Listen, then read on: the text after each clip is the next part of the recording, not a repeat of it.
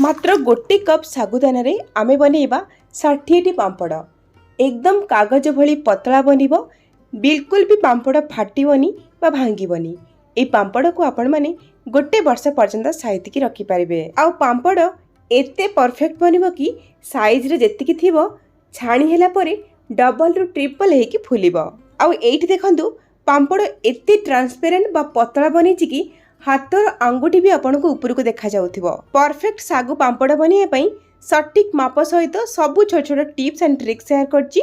Video को संपूर्ण देखंतु। वीडियो भल लागिले लाइक करिवे, शेयर करिवे, चैनल ले नुवा थिले सब्सक्राइब कर नेबे, फेसबुक पेज रे देखुथिले फॉलो तो निश्चय करिवे। नमस्कार, लता ओडिया किचन रे आपन समस्त को अनेक अनेक स्वागत। सागु पांपड़ बनिया पई प्रथमे गोटे जगह नबा आउ सेथिरे आमे दबा मेजरिंग कप रे मापिकी गोटे कप सागु, जहा कि ओजन रे 180 ग्राम रु 200 ग्राम रो अछि। परफेक्ट सागु पांपड़ बनिया पई मेजरमेंट रो ध्यान रखंतु। आपण माने मेजरिंग कप हो, गिना हो, ग्लास हो सेट करंतु जोतरे कि सागु मापिकी नेबे, बस सेही सेम जगह रे आपण माने पानी को भी मापिकी नेबे। पांपड़ बनिया पई जे कोन साइज रो आपण माने सागु एठी नै परिबे। तो मु एठी मीडियम साइज रो सागु नैछि। एबे आमे सागु रे पानी देकी 4-5 थर धोई नबा भलो भाबरे। तो देखंतु मु धोई कि नै आसी। धोई साला परे सागु रे बिल्कुल भी पानी नाही। एबे आमे कोन करबा, जो मेजरिंग कप रे मापिकी आमे सागु नैथिले से सेम मेजरिंग कप रे मापिकी गोटे कप देई दबा पानी। गोटे कप सागु पई गोटे कप दबा पानी आ कवर करकी आमे सागु फुलिया पई 4 रु 5 घंटा बा ओवरनाइट छाडी दबा। सागु फुली जिवो आ सॉफ्ट भी हेइ जिवो। सागु भलो भाबरे फुलिया पई मु राती सारा छाडी देथिली। तो एठी देखि पारुथिबे सागु भलो भाबरे फुली जाईची आ एकदम झुरझुरा हो जाईची, किछि भी पानी नाही, माने भलो भाबरे बतुरी जाईची। एठी एबे आमे नबा गोटे मिक्सी जार आ सेइथिरे आमे बतुरी रखिथिबा सागु को दबा। किंतु सबु सागु दबानी। 3 रु 4 बड़ चामच सागु आमे रखिकी बाकी सबु सागु को आमे मिक्सिंग जार रे दे दबा। बतुरा सागु को ग्राइंड करबा आ पांपड़ बनेबा। आ ए जो गोटा सागु आमे रखिचे बळका करिकी ताकू मध्ये पांपड़ रे यूज करबा। एमिति करबा द्वारा कड हबो, आम पांपड़ रो जो टेक्सचर ता बहुत बढ़िया आसीबो। पांपड़ देखिया पई सुंदर दिसिबो। सागु को बाटिया पई एठी मु से सेम मेजरिंग कप रे मापिकी नेची गोटे कप पानी।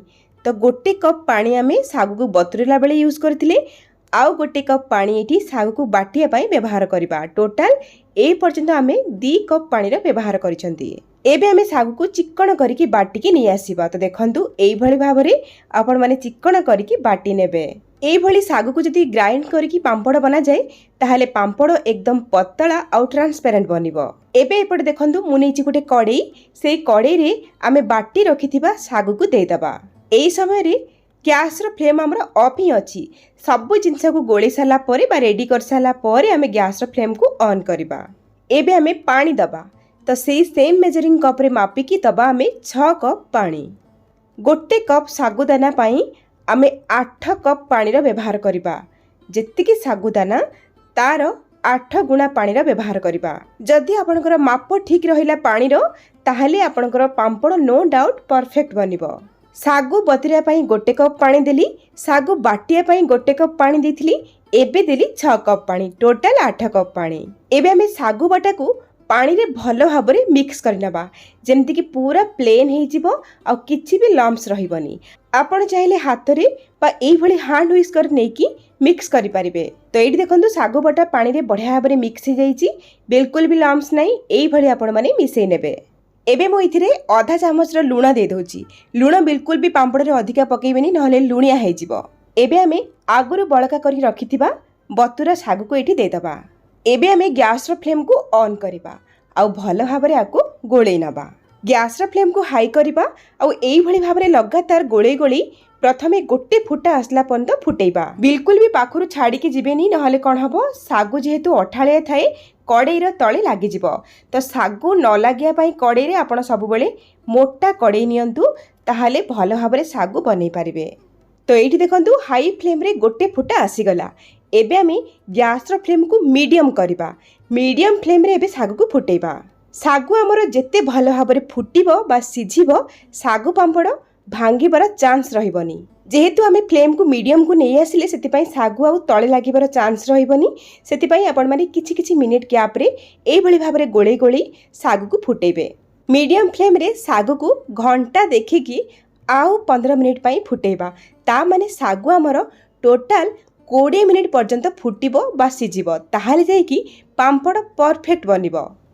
तो एठी मीडियम फ्लेम रे सागु फुटिबार हो गलानी पूरा 15 मिनिट।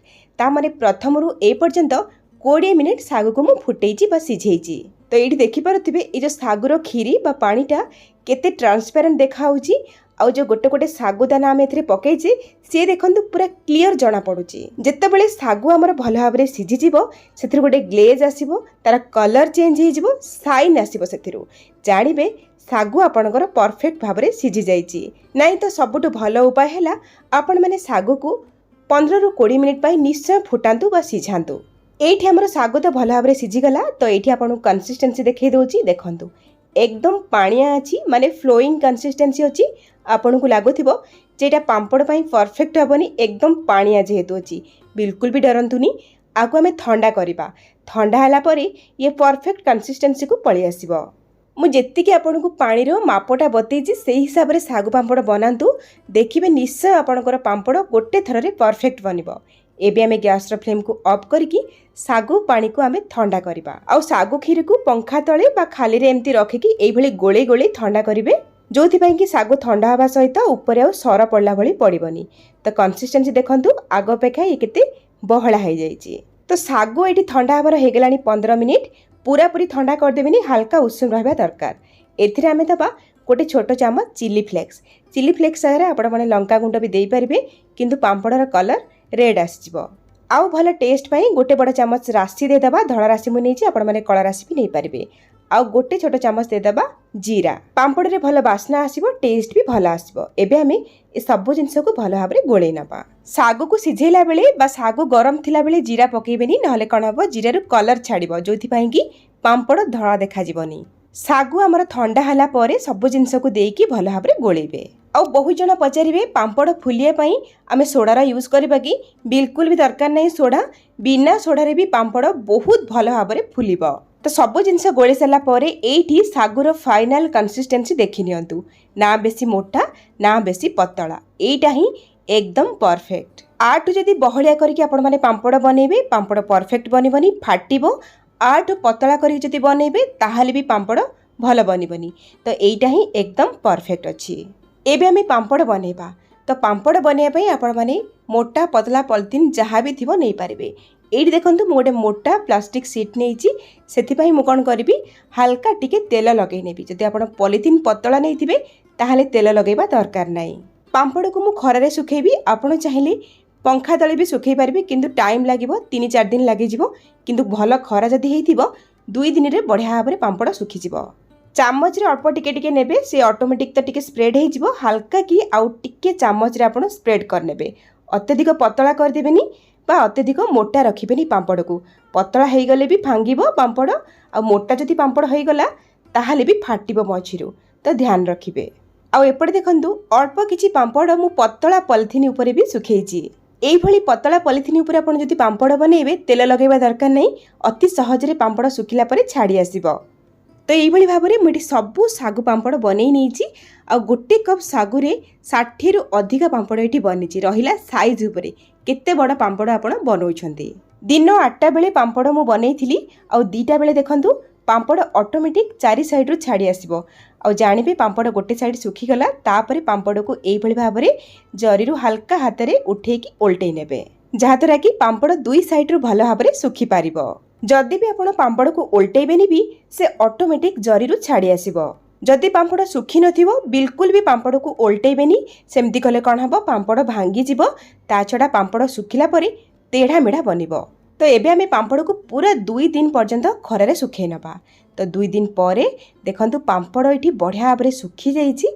आ देखंतु केते परफेक्ट बनिची, गोटे भी पांपड़ भांगिनी बा फाटिनी। पांपड़ भल भाव में सुखीगला आपण मैंने कौन करेंगे, जेकोसी सफा और सुखिला कंटेनर रे पांपड़ को भरिकी गोटे वर्ष पर्यंत स्टोर करके रखिपारे किसी भी खराब हेनी। एबे मु आपन को पांपड़ को छाणिकी देखौची। तेल को प्रथमे भल भाव में गरम करवा।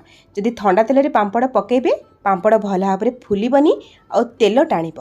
तेल पूरा गरम थी पांपड़ पकेबे से सांगे सांगे डबल साइज होगी फुलीज आउ किछि सेकेंड रे आपण माने पांपड़ को काढ़ी आनिबे नहले कौन हम पांपड़र कलर चेंज हो पोड़ीज। तो ये देखिपे पांपड़ केते परफेक्ट बनी केते सुंदर फुली आउ एकदम व्हाइट देखाउची। वीडियो रे दिया सब टिप्स को ध्यान रखंतु और मापर भी ध्यान रखंतु। पांपड़ बनातु केमिति लागिला आपन को अनुभूति मो सहित शेयर करंतु।